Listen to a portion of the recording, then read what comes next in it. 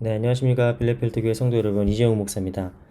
요즘 세연이도 방학을 하고 항상 집에 있고 애기도 계속 울어가지고 조용한 시간을 찾기가 쉽지 않네요. 집에서 이거 뭐 성경 공부를 준비하더라도 조용한 시간을 찾고 이제 녹음을 하는 게 쉽지가 않습니다. 그래서 여러모로 계속 이렇게 좀 딜레이 되고 있어가지고 정말 죄송합니다. 어쨌든 지금도 조금 시끄러워서 이따가 나중에 음악이라도 깔아야 되나 뭐 이런 생각을 하는데, 또 음악을 사용하는 문제도 또 저작권이 있어가지고 아무거나 사용을 또 못하고 참 복잡하네요. 어쨌든 자, 우리가 계속 지금 대예언서, 후기 예언서들 중에서 대예언서들을 살펴보고 있습니다. 오늘은 대예언서의 마지막이에요. 이사야, 예레미야, 에스겔 중에 이제 이 에스겔 말씀을 보는데, 성경 말씀이 다 그렇긴 하지만 특히 에스겔서는 또 어렵죠. 이게 에스겔서 말씀은 또 어려운 말씀 중에 하나입니다. 그래서 오늘 제가 드리는 개론은 이 말씀을 다 제가 막 일일이 해석한다기보다는 여러분들이 읽으실 때 조금 도움이 되시라고 큰 전체적인 개요만 이렇게 말씀드리니까요. 다음에 좀 기회가 될 때 에스겔서에 나오는 환상들과 그런 의미들을 조금 더 살펴보는 게 어떨까라고 생각을 하고 있습니다. 네, 다시 한번 오랜만에 성경 공부 그럼 에스겔 시작하도록 하겠습니다. 일단 에스겔서의 역사적인 상황을 먼저 보시면은 이 모든 게 이 예언서가 사실상 그 이스라엘이 가장 강력했던 시기를 지나가면서 시작돼요. 그러니까 북이스라엘 왕국 때는 여로보암 2세, 그리고 그 남유다는 우시야 왕이 있을 때가 이스라엘이 역사상 가장 강력했던 시기입니다. 그 지역에서, 고대 근동 지역에서 가장 강력했던 시기인데, 그 시기에 물질적인 부가 풍요롭고 뭐 이렇게 나라가 부강해지고 하니까 사람들이 그렇게 해서 감사하게 겸손하게 잘 살면 되는데 타락하게 되는 거죠. 그래서 사회적인 부정의와 불의와 또 그런 불공평과 뭐 이런 것들이 증대가 되는 겁니다. 그래서 그때 이제 예언자들이 속출하기 시작해요. 특히 이제 아모스를 시작으로 호세야, 뭐 이사야 이런 식으로 계속 예언자들이 이어지게 됩니다. 그래서 그런 예언자들의 전체적인 좀 그 전체적인 좀 이렇게 나중에 예언서를 쭉 다 끝내고 저희가 예언자들의 시기와 이런 것들을 표를 좀 중심으로 어떤 예언자들이 어떻게 등장했는지 한번 정리를 해야 될 것 같아요. 어쨌든 에스겔은 예레미야와 비슷한 시대에 동시대에 활동했던 예언자인데 그 주전 598년에 바벨론의 침공으로 의해서 이제 포로기가 시작됩니다. 그때 지난번에도 말씀드렸지만 바벨론에서 나라의 지도자급들 되는 사람들을 다 데리고 가버려요. 데리고 가버리고 그 남유다 땅에는 쓸모없는 사람들, 좀 이렇게 불필요한 사람들을 냅두고 갑니다. 시드기야라는 허수아비 왕을 세우고 이제 나라의 주축이 될 만한 주요한 사람들은 다 데려갑니다. 그래서 이제 성경에 나오는 뭐 다니엘이랄지 우리가 그 다음에 보게 될 다니엘이랄지 뭐 아무튼 뭐 이런 중요한 사람들을 그 다 데리고 가는데, 지난번에도 말씀드렸지만 예레미야는 안 데려가죠. 예레미야는 참 안타까워요. 예레미야는 어쨌든 좀 지방 출신의 그런 사람이 예언자이기 때문에 안 데려가는데 에스겔은 데려갑니다. 여기서 우리가 이해할 수 있는 것은 무엇이냐면, 에스겔도 보통 높은 사람이 아니구나. 왕족에 준하는 사람이구나 라는 걸 우리가 알 수 있어요. 어쨌든 에스겔은 이 사독 제사장 가문의 출신인데 뭐 되게 높은 사람이죠. 근데 그 사람이 이제 끌려가게 되는 거예요, 포로로. 그리고 그래서 에스겔은 포로로 끌려간 사람들의 예언자가 되는 거고, 남겨진 사람들, 유다 땅에 남겨진 사람들은 대체로 이제 바벨론이 판단했을 때 별로 중요하지 않은 인물들이거나 아니면 광신적인 애국주의자들을 변해요. 그러니까 좀 되게 극단적인 민족주의자들로 변하면서 나중에 얘들이 반란을 또 일으키거든요. 근데 그 사람들을 위해서 남겨진 예언자가 또 예레미야입니다. 그래서 예레미야와 에스겔 둘 다 아주 모진 역사의 격변기를 살았던 사람들인데, 개인적으로는 예레미야가 더 불쌍해요. 예레미야를 제가 좀 좋아한다고 말씀드렸잖아요. 예레미야가 좀 더 불쌍하고 뭐 많이 고생을 더 많이 했죠. 근데 어쨌든 에스겔도 끌려간 사람으로서 포로로 잡혀간 사람으로서 만만치 않게 또 어려움들을 많이 겪습니다. 에스겔이 이제 주전 593년에 소명을 받게 되는데, 그러니까 지금 주전 598년에 끌려가서 593년에 소명을 받는다. 이게 무슨 뜻이냐면은 에스겔은 사독 가문의 정통 제사장 출신이거든요. 거의 왕족에 준하는 대제사장 출신인데 이 사람이 나이 30살에 소명을 받습니다. 주전 593년이. 이때가 언제냐면은 에스겔은 원래 그 예언 제사장으로 활동하는 시기가 있어요. 저희들도 이제 저도 목사지만 뭐 목사 요즘 목사들은 이제 그런 나이 제한 같은 건 없습니다만 이때 당시에 제사장들 같은 경우는 율법에 의거해서 뭐 20살 때부터는 뭐 준비를 하고 우리로 치면 뭐 전도사랄지 뭐 강도사랄지 뭐 그런 거 있잖아요. 그렇게 준비를 하고 이제 30살부터 제사장의 활동을 시작해야 돼요. 그런데 에스겔은 지금 포로로 끌려가게 돼서 한마디로 자기가 평생 동안 준비해왔던 제사장의 역할을 아무것도 하지 못하게 되는 거잖아요. 그 자신의 그게 삶이 끊겨버리는 경력 단절이라는 표현보다는 아예 세상이 뒤바뀌어져 버린 거니까. 에스겔이 평생 준비해왔던 제사장의 삶을 전혀 살지 못하고 있는 그때에 에스겔 1장에 주전 593년에 에스겔이 소명을 받습니다. 그래서 그가 평생 동안 준비해왔던 제사장의 삶이 무너졌지만 하나님께서 그를 새로운 예언자의 삶으로 부르시는 거죠. 그래서 에스겔의 이름의 뜻은 하나님이 강하게 하실 것이다 라는 뜻인데 그만큼 에스겔은 자신의 무너진 삶이, 자신의 무너진 꿈이 하나님에 의해서 새롭게 이제 재창조되는 것을 경험한 사람입니다. 특히 저 같은 사람들에게는 되게 큰 위로의 말씀이 되는 그 소명 장면이에요. 어쨌든 뭐 그렇고요. 에스겔 1장을 보면은 에스겔 1장은 되게 독특하게 시작하는데 그 시간에 대한 언급이 되게 많이 나옵니다. 그러니까 30째 해 넷째 달 초닷새에 뭐 2절 말씀 보시면 여호와긴 왕이 사로잡힌 지 5년 뭐 그 달 초닷새라 뭐 이런 말들이 계속 시간에 대한 반복이 나오는데 이것을 보면서 우리가 뭘 느낄 수 있냐면은 보통 이제 왕을 이름을 따라서 연호를 부르잖아요. 근데 지금 당시 남유다의 왕은 시드기야란 말입니다. 그럼 시드기야 몇 년이라고 불러야 돼요? 에스겔이 원래 시드기야 몇 년 내가 하나님께 부름을 받았다 이렇게 얘기해야 되는데 시드기야의 언급을 하지 않죠. 무슨 말이냐면은 시드기야를 합법적인 왕으로 인정하지 않는 겁니다. 시드기야는 바벨론이 포로를 끌고 가면서 허수아비 왕을 세운 것에 불과하기 때문에 에스겔은 그 시드기야의 정통성을 인정하지 않는 거죠. 뭐 어쨌든 이런 정치적인 포지션도 있고 에스겔은 어쨌든 제사장의 직무를 시작해야 되는 그 30이란 나이에 그 꿈이 좌절되고 절망하던 그 시기에 하나님께서 하늘의 예언자로 이제 부르시는 그런 부르심을 받은 예언자라고 우리가 볼 수 있습니다. 에스겔이라는 책의 에스겔서의 큰 구조는 크게 우리가 뭐 두 가지로 볼 수도 있고 세 가지로 볼 수 있는데 어쨌든 제일 크게 봤을 때 1장에서 32장까지 심판에 대한 말씀이에요. 그래서 계속 또 심판에 대한 얘기가 나오고 1장에서 24장까지는 유다에 대한 심판. 남유다 너희들이 얼마나 큰 죄를 지었는지 하나님의 영이 떠나갈 정도로 너희들 죄를 졌다. 그래서 남유다에 대한 심판에 대한 말씀이 나오고 25장부터 32장까지 말씀이 이방 민족들에 대한 심판의 말씀이 나옵니다. 어쨌든 1장부터 32장까지 그 심판에 대한 말씀 그리고 33장부터 48장까지가 구원과 회복에 대한 말씀이에요. 에스겔이 받은 경험들, 체험들을 중심으로 보면은 그 표 옆에 보시는 표에 나오듯이 에스겔 이런 약간 대꾸의 구조를 갖고 있어요. 그 초반에 하나님께서 너 말하지 마라. 내가 말하라고 할 때만 말해라. 그래서 말문을 막아버리시는데 33장으로 가면은 그러니까 회복의 그 구원의 말씀을 전할 때에는 하나님이 다시 말문을 열어주시고 뭐 하나님의 영광이 초반에 성전을 떠났다가 이제 후반에 회복의 말씀이 될 때 하나님의 영광이 돌아오고 하는 장면들이 대꾸를 이루면서 반복이 됩니다. 그래서 어쨌든 에스겔의 구조는 이렇게 되고요. 성경책을 읽으실 때 방향을 잃으실 때는 항상 이 내비게이션을 보시면서 이 표를 보시면서 지금은 아직 심판에 대한 말씀이구나. 이제 구원에 대한 말씀으로 돌아왔구나 라는 거를 표를 통해서 이렇게 살펴보시면 되겠습니다. 에스겔을 제가 처음에 좀 어려운 말씀을 말씀드린 이유 중에 하나가 에스겔을 아무 설명 없이 이렇게 읽다 보면은 조금 환상에 대한 얘기가 많이 나옵니다. 체험들, 아주 독특한 체험들이 나와요.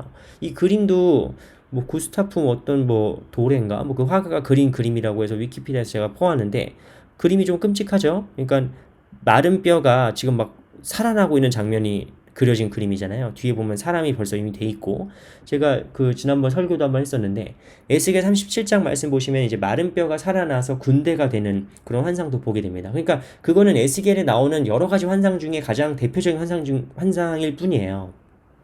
에스겔이라는 예언서의 독특함은 그 전에 이사야나 예레미야에서 보여주지 않았던 아주 놀라운 환상과 체험들이 반복적으로 등장하고 있다는 겁니다.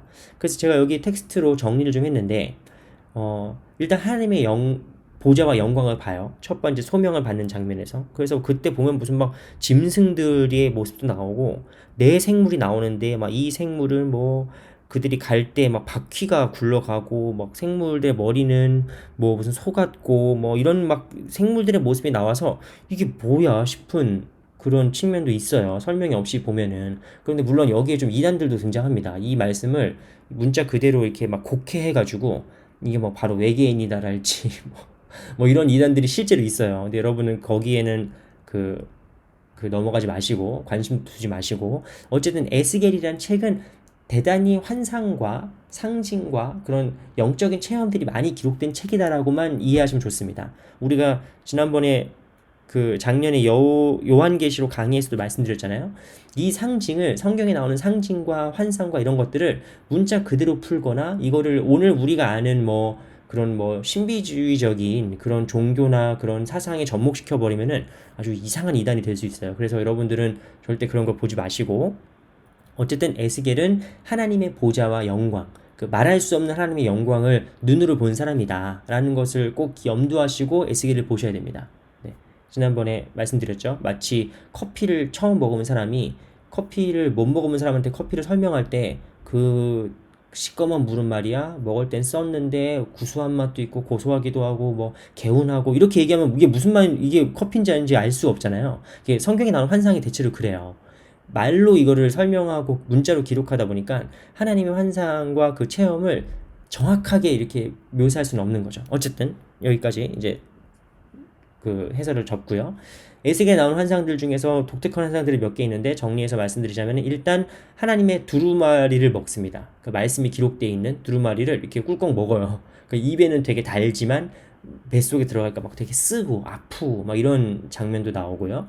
그리고 에스겔 환상 중에 가장 독특한 것 지점 중에 하나는, 에스겔은 지금 1400km인가 1200km인가 되는, 어쨌든 예루살렘에서 바벨론까지 지금 이미 끌려갔잖아요. 포로로.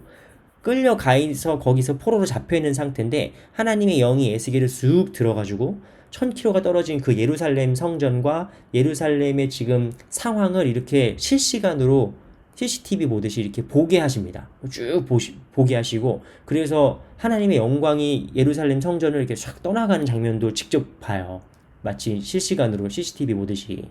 아무튼 뭐 그런 독특한 장면도 나오고, 에스겔은 하나님의 말씀을 듣고 보다가 7일 동안 정신이 나가고 뭐 이런 장면도 나옵니다. 그리고 390일 동안 왼쪽으로 누워 있다가 하나님이 또 40일 동안 오른쪽으로만 누워 있으라고 하고, 뭐 이런 독특한 그 경험도 하게 되고, 가장 충격적인 경험 중에 하나는 이제 4장에 나오는 그 쇠똥을 하나님 먹으라고 하거든요. 원래 똥을 먹어라. 그죠? 아니 똥을 어떻게 먹습니까? 그러니까 이제 쇠똥을 불에 태워서, 말린 쇠똥을 연료로 사용해서 불에 붙여서 그 쇠똥으로 구운 음식을 먹어라. 어쨌든 뭐 똥 냄새가 날 거 아니에요, 음식을 먹을 때.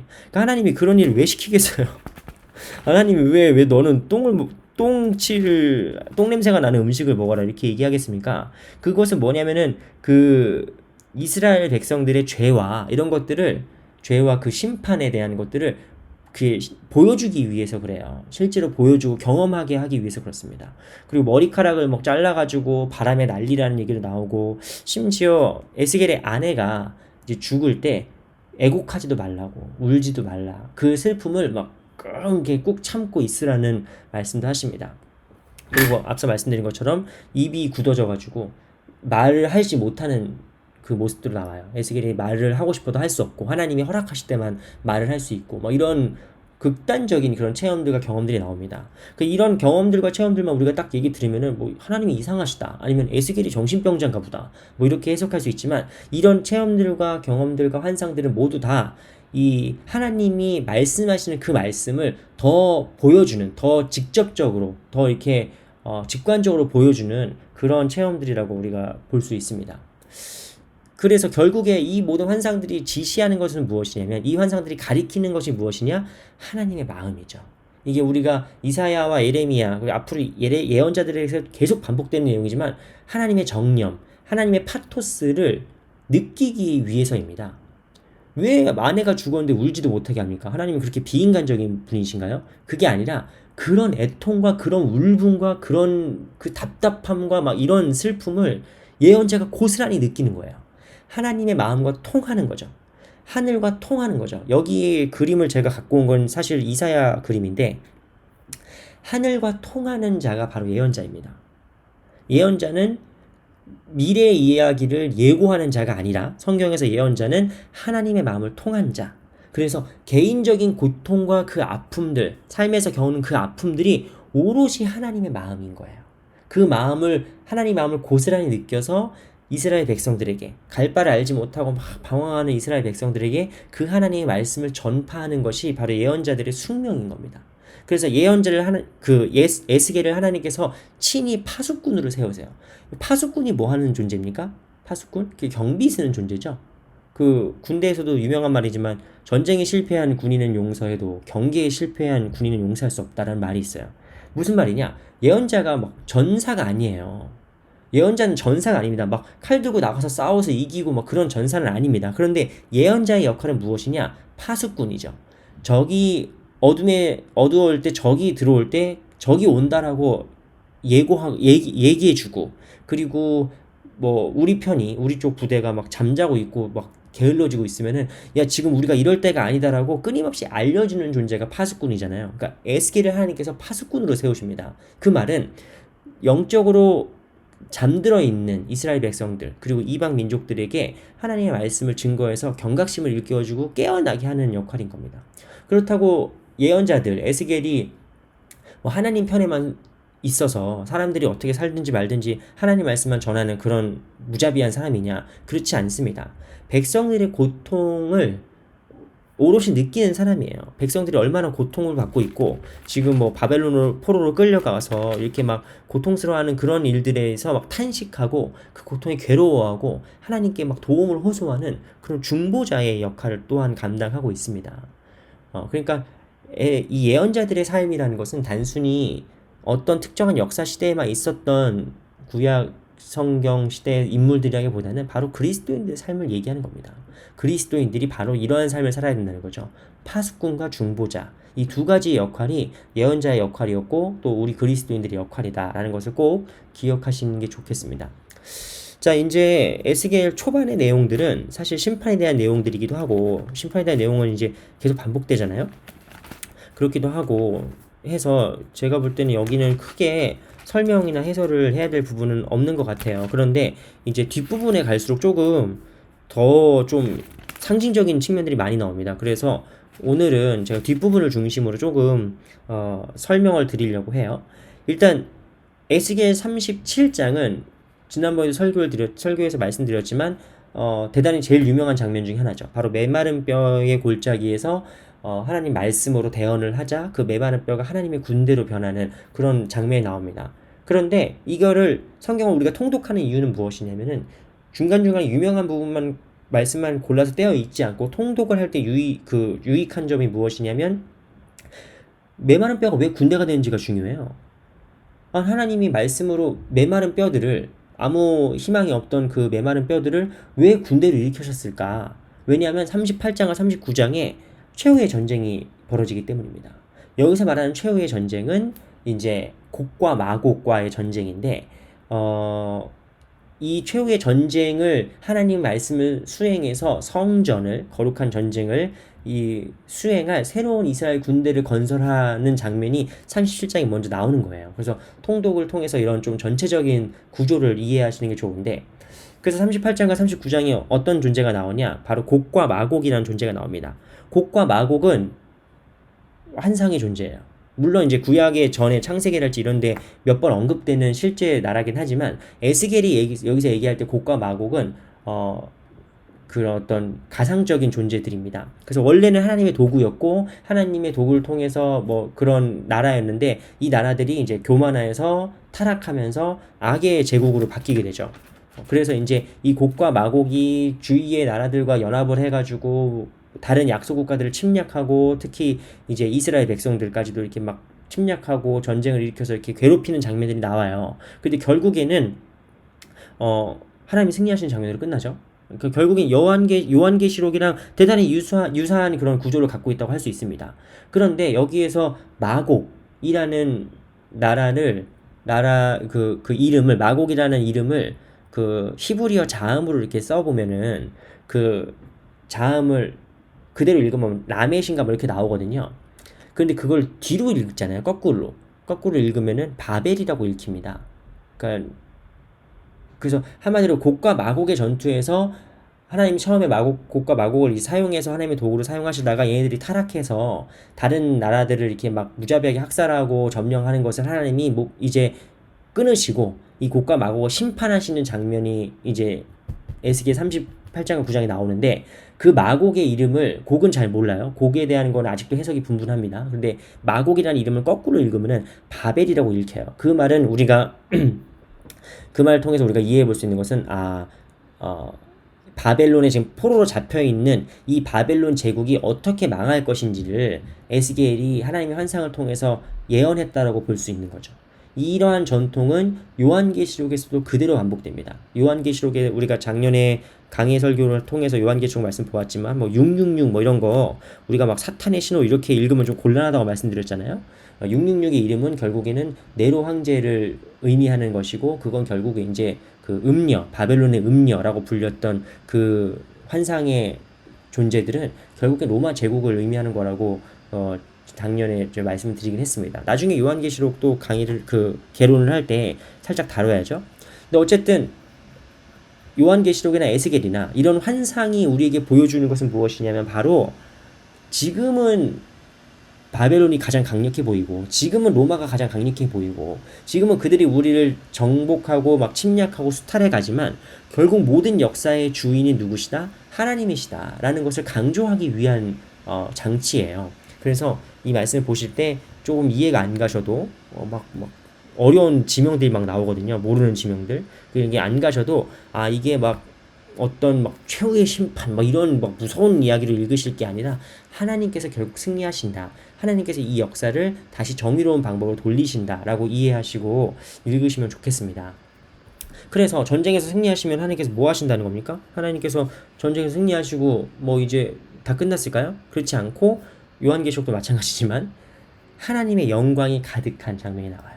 그 하나님의 영광이 가득하는 것이 착착착 이어지는데 40장부터 43장까지 성전이 회복되고 그 다음 예배가 회복되고 그 다음 온 나라가 온 땅이 회복되는 장면으로 착착착 이어집니다. 그래서 새로운 성전의 회복과 새로운 이스라엘이라는 국가의 회복이 결국 하나님의 나라가 이 땅에 다시 임한다라고 하는 그런 희망적인 메시아적인 그런 세계관으로 바뀌게 되는 거죠. 우리가 여기서 제일 좀 주목해서 봐야 될 것은 왜냐면 40장부터는 이제 그 새로운 성전에 대한 청사진이 나와요. 그래서 뭐 환상 중에 하나님께서 새로운 성전을 에스겔에게 보여주시는데 우리가 이거는 다 보면은 이 말씀은 물론 읽으셔야죠, 여러분들. 통독할 때 읽으셔야 되지만 이건 막 성전에 대한 그 묘사기 때문에 약간 글로 읽었을 때 참 잘 이해가 안 되는 장면이 많이 나옵니다. 근데 결국에는 이 새로운 성전을 하나님께서 에스겔에게 보이시고 하고 싶은 가장 중요한 말씀은 무엇이냐? 43장에 이전에 떠났던 하나님의 영광이 이 새로운 성전으로 다시 돌아오시는 장면이 나와요. 하나님의 성전이 동쪽 문을 통해서 다시 하나님의 영광이 이 성전으로 들어오십니다. 하나님의 영광이 성전으로 돌아오신 다음에 뭐라고 하시냐면 이제 동쪽 문을 닫으라고 얘기하세요. 동쪽 문 닫아라. 하나님이 들어오신 그 문을 닫아버려라. 영원히 닫아라. 무슨 말이냐? 하나님께서 이 성전에 이제 영원히 계시겠다는 겁니다. 임마누엘 하나님이죠. 하나님이 우리와 이제 떠나지 않으시겠다. 우리와 늘 함께 하시겠다. 라는 장면이 나옵니다. 우리가 여기에서 그 중요한 관점을 하나 가져야 되는데, 물론 우리가 이게 성서학자들처럼 해석을 뭐 성전의 구조와 뭐 이런 거를 다 보긴 좀 어렵습니다. 그런데 결국 하나님께서 의도하셨던 새로운 이스라엘 공동체가 무엇이냐? 바로 예수 그리스도를 통한 그리스도인들, 하나님의 백성들, 새로운 혈통과 혈족과 이런 거에 매이지 않는 한 믿음으로 하나님의 백성이 된 그리스도인들 뜻하는 거거든요. 새로운 성전이 무엇이냐? 바로 예수 그리스도의 이름으로 모인 사람들의 모임. 하나님께서 부르셔서 이 땅에 모인 사람들의 모임인 교회를 의미한다라고 이해하시는 게 좋습니다. 그러니까 새로운 성전은 단순히 이스라엘 백성들에게 나중에 뭐 바벨론 포로기 끝나고 세워진 그런 성전들을 의미하는 게 아니라 바로 영적인 의미로 성령으로 다시 태어난 하나님의 백성들 공동체인 교회를 의미하는 거라고 우리가 보셔야 돼요. 그래서 하나님의 영광이 교회로 돌아오게 되고 이 교회에서 하나님의 영광이 떠나지 않겠다라고 하는 그런 약속의 말씀을 우리가 이해해야 이 말씀이 우리에게 정말 직접적으로 다가오는 말씀이고 은혜가 되는 말씀인 거죠. 그리고 성전에만 하나님의 영광이 돌아와서 이제 끝나는 것이 아니라 이것이 바로 쭉쭉쭉 이어져서 땅을 다시 한번 정의롭게 분배하는 이야기, 그리고 왕들과 이제 새로 세워진 이스라엘 새로운 공동체에게 정의에 근거해서 법에 근거해서 이 나라를 다시 다스려야 된다라고 하는 원칙들을 세우시는 장면이 나와요. 그래서 우리가 이걸 통해서 하나님의 거룩과 영광이라는 게 단순히 교회 안에만 갇혀 있는 것이 아니라 바로 이 사회와 이 나라 전체, 우리의 삶의 공동체 전체에 미쳐야 되는 하나님의 원칙이구나라는 걸 이해해 볼 수 있습니다. 특히 좀 재밌는 장면 중에 하나는 성전에 대해서 쭉 얘기를 하시다가 부엌 그 46장에 성전 부엌으로 끝나거든요. 그 부엌하면 우리가 보통 성전에서 별로 중요하지 않은 곳으로 우리가 인식하지 않습니까? 성전에서 가장 중요한 건 어디겠어요? 당연히 지성소고, 뭐, 무슨, 지성소랄지, 성소랄지, 번제단이랄지, 뭐, 그렇게 예배가 이루어지는 곳이 가장 중요한 것으로 다른 성경에서 말씀이 다 나오는데, 에스겔서에서는 마지막에 부엌으로 끝나요. 부엌은 뭐 하는 곳입니까? 우리가 밥 먹는 곳이죠. 밥 준비하는 곳이죠. 근데 가장 소소하고 가장 미미한 그곳까지도 하나님께서 거룩하게 만드는 장면을 볼 수 있습니다. 우리가 이걸 통해서 우리 삶에 가장 미미하고 소소한 그런 장소까지도 하나님의 주권과 영광이 이렇게 개입되고 적용돼야 된다는 걸 볼 수가 있죠.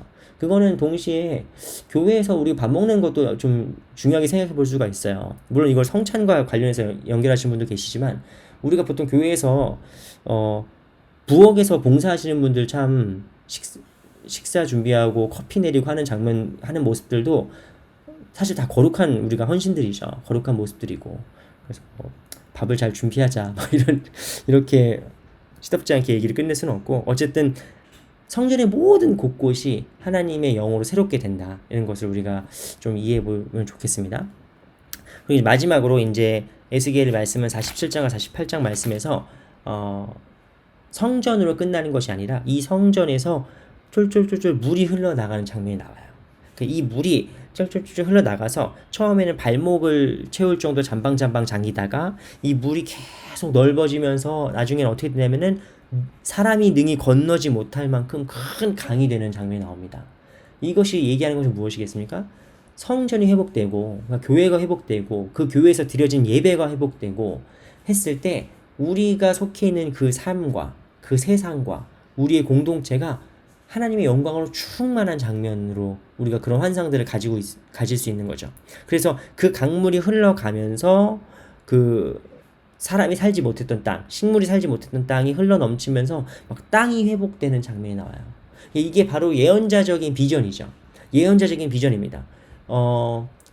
하나님의 영광은 단순히 심판하고 뭐 구원하고 그렇게 형식적으로 끝나는 것이 아니라 바로 이 온 땅을 살게 하는 생명으로 충만케 하는 그런 하나님의 나라의 역사들이 이 생명의 강을 통해서 시각적으로 막 보여주고 있는 겁니다.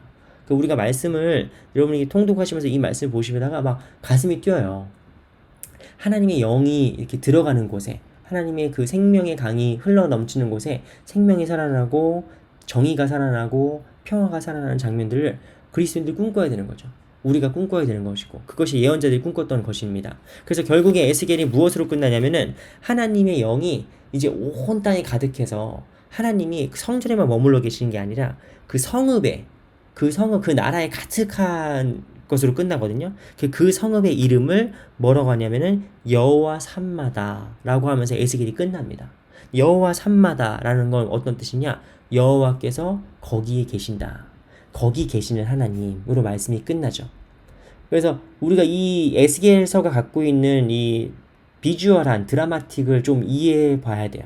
하나님의 영광이 떠났다가 이제 성전으로 돌아오게 되고 그 영광이 온 땅에 가득한 하나님의 영광, 그 여호와 삼마, 거기에 계신 하나님으로 끝납니다. 그 동쪽 문을 닫아버려라. 내가 이제 너희와 영원히 함께하겠다라는 말씀이고, 이 말씀이 누굴 통해서 실현됩니까? 바로 우리 주 예수 그리스도를 통해서 실현되고, 우리 예수님께서 보내신 성령님을 통해서 실현되는 거죠.